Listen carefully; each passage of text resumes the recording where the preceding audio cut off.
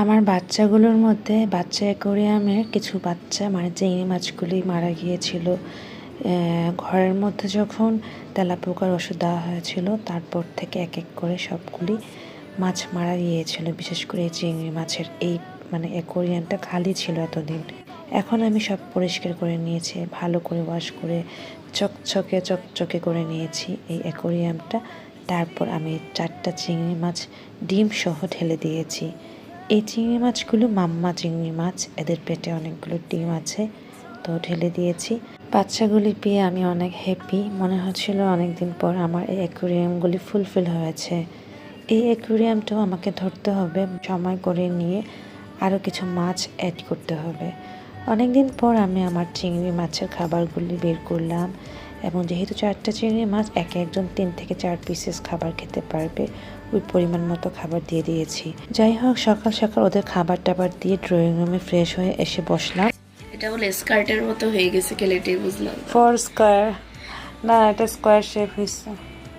পরটা আর ডিম খাবার না, ওই যে ঝোল না। আচ্ছা, তুমি আজকে চলে যাচ্ছ? হ্যাঁ খারাপ লাগছে না? হ্যাঁ আবার আসবে না?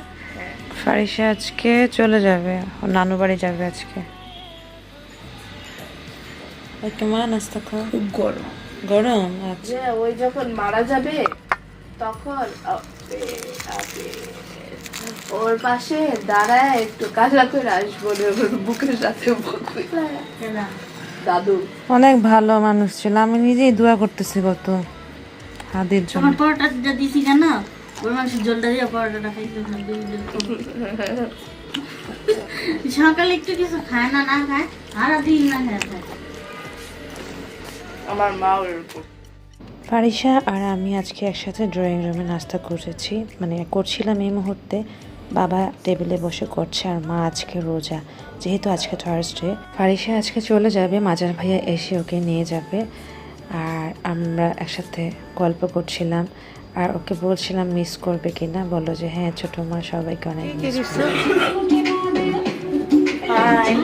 চলে যাচ্ছে, ফারিসা রেডি হয়ে গেছে। এখন কোথায় যাবা? এখন আমি অফিসে যাব বাবার। বাবার অফিস থেকে বাবা নিয়ে যাবে বাসায়। অনেক মিস করব। আমরা তোমাকে অনেক মিস করবো। এরকম বন্ধ থাকলে আবার চলে এসো মা। আচ্ছা। বেশ, মাঝার ভাইয়া এসে আর বসেনি, এসে ওকে নিয়ে গেল। আমি ওকে নিচ পর্যন্ত দিয়ে আসলাম। খুব খারাপ লাগা ছিল। রুমে এসে আমরা দেখলাম মাঝার ভাই একটা প্যাকেট নিয়ে আসছে। এটা হচ্ছে বাচ্চারা খতম দিয়েছে, লিয়ান এবং শাহান। মাশাল্লাহ, আলহামদুলিল্লাহ, মানে শুনে খুব ভালো লাগলো। বাচ্চাগুলির কোরআন শরীফ খতম দিয়েছে, সেই উপলক্ষে মিষ্টি নিয়ে আসছে। ফারিসা তো খেয়ে গিয়েছে। এই পর্যায়ে আমি, সুমি, বাবা, খালা, বুয়া সবাই মিষ্টি নিয়ে নিচ্ছিলাম। এর মধ্যে গাছ থেকে পেড়ে আনা কলা নিয়ে আসছে, তো সেই কলাগুলো সুমি আমাদের সাথে শেয়ার করলো যে আমাদের গাছে নাকি কলাগুলো হয়েছে। তারপর তো ফারিসা চলেই গেল। আমি ড্রয়িং রুমে বসে, মন খারাপ ছিল সবভাবে। আম্মুর শরীর খারাপ, আম্মু সিক, এদিকে ফারিসা চলে গেছে, মায়া তো লাগে, এগুলো নিয়ে মিস করছিলাম। তো চুপচাপ বসেছিলাম। এদিকে সুমি রান্না করতেছিল, আমি আর কিচেনে যাইনি আজকে লবণ দেখতে। ও আমার কাছে মানে ড্রয়িং রুমে হাঁড়ি সহ নিয়ে আসছে রান্না করে লবণ চেক করার জন্য। তো সবগুলো তরকারি মজা হয়েছে, আলহামদুলিল্লাহ, টেস্টও হয়েছিল, লবণ পারফেক্ট ছিল। সকাল থেকে প্রায় 3টা পর্যন্ত আমি ড্রয়িং রুমেই ছিলাম। এবার আমি রুমে চলে এসেছি। এসে দেখছি আমার বাচ্চাগুলো কি করছে। তো দেখো নতুন চিংড়ি মাছগুলো কীরকম নড়াচড়া করছে।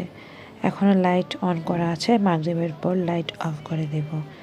তারপর একা একা ভাবছিলাম আম্মু সুস্থ হবে তো, আম্মু ঠিক হয়ে যাবে, হসপিটালাইজড যাতে না হয়, অনেক দোয়া পড়ছিলাম। তো ফারিসার জন্য খুব মায়া লাগছিল, বাচ্চাটা আজকে এই সময় এরকম করেছি ওরকম করেছি। একা থাকলে নানান চিন্তা হয় না, ওই রকমই হচ্ছিল। সন্ধ্যার সময় ইফতারি করবে মা, সুমি সুন্দর করে এগুলো ভেজে নিয়েছে। তো ভাজা পোড়া মুড়ি ভর্তা এগুলো দিয়ে মার সাথে ইফতার করে নিলাম। এই সময়টুকুতেও ফারিসের কথা অনেক মনে পড়ছিল, যে ও থাকলেও একসাথে খাওয়া হতো। সকালে আজকে চা নিয়েছিলাম, সন্ধ্যা থেকে সুমি বলছিল অল্প একটু চা দিবে, তো আমাকে অল্প একটু চা দিয়েছে। চা নিতে নিতে আমি আম্মুকে ফোন করলাম, আম্মুর শরীর কেমন, বলল যে শ্বাসকষ্ট আছে, এই ভালো থাকছে, এই খারাপ হয়ে যাচ্ছে। তারপরে মনটা খারাপ হয়ে যায় যখন শুনি খারাপ আছে। তারপরও দেখা যাক, হসপিটালে গিয়েছিল, মানে ডক্টরের কাছে, বলল যে 2 দিন ওষুধ খাওয়ার পর বোঝা যাবে, যদি না কমে অ্যাডমিটেড হতে হবে। আল্লাহ না করুক ওটা যাতে না হয়, এই দোয়াটা করে নিয়েছিলাম। ডিনার হিসেবে আর্লি খেয়ে ফেলছিলাম। মনটা ভালো না, তাছাড়া খেতে হবে। নতুন আলু দিয়ে এই কই মাছ রান্না করছে। আর আমি আজকে গরম ভাত নিইনি, গরম তরকারিও নিইনি, যেহেতু নতুন আলু। আমার কাছে মনে হয়েছিল নর্মালি যেরকম আছে সেভাবেই খাই, তো আমার কাছে এই নর্মালি খাবারটাই ভালো লেগেছে। অলওয়েজ তো ওভেনে গরম করে খাই, তো সেই সেন্সে আজকে আমার কাছে মনে হয়েছিল ঠান্ডা খাওয়াতেও খারাপ লাগেনি। নতুন আলুর তরকারি অন্যরকম লাগে। যাই হোক, ড্রয়িং রুমে এভাবে ডিনার করে নিয়েছি আর সুমি টিভি দেখছে। এই মুহূর্তে ফারিসা থাকলেও পাশে থাকতো, মিস করছিলাম ওকে।